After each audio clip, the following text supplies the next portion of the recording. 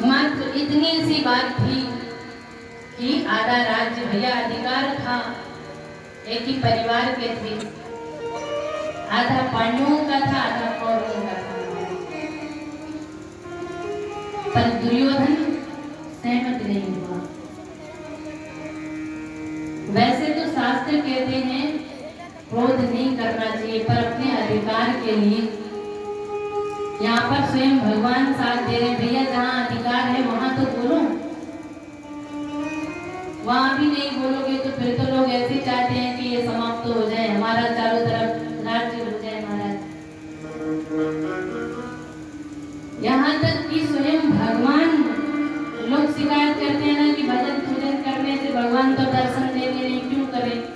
अब देखो यहाँ पर जिसको सुधरना रहता है ना, भगवान के बिना दर्शन के भी सुधर जाता है।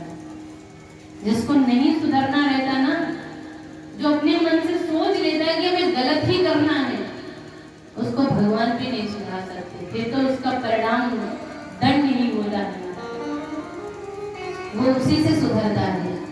अब यहाँ देखो, जितना दर्शन पांडवों को होता था ना साक्षात कृष्ण का, उतना दुर्योधन को भी होता था।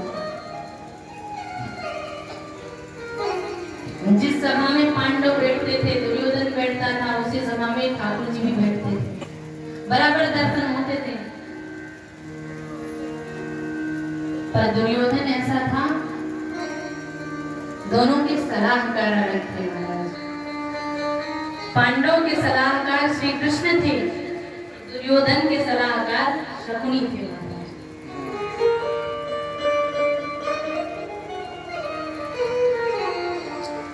कुछ क्षण के लिए भले ही वो भगवान का सानिध्य पाता था, पर रात दिन तो शकुनी की ही बातें सुनता था ना। निर्भर करता है आप किसके साथ रह रहे हो, आप किसके बातों से प्रभावित हो।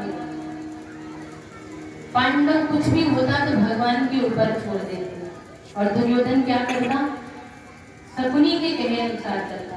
रात दिन महाराज षड्यंत्र में लगा रहता, पांडवों को ही नीचे गिराने में लगा रहता महाराज। पर कहते हैं जिसके साथ भगवान होते हैं ना, ब्रह्मांड भी, प्रकृति भी लग जाए तो भी उसका कुछ नहीं बिगाड़ सकती। दुर्योधन रात दिन अधर्म करता, भगवान बोले कोई बात नहीं भैया, आधा राज्य नहीं दोगे कोई बात नहीं, पांडव संतोषी है, 5 गांव दे दो, उसमें भी गुजारा कर लेंगे, रह लेंगे। पर दुर्योधन ने कहा नहीं, 5 गांव भी मैं पांडवों को नहीं दूंगा। 5 गांव की तो बात जाने दो, मैं तो सुई का जो अग्रभाग होता है ना, उसकी नोक, बोले उसके बराबर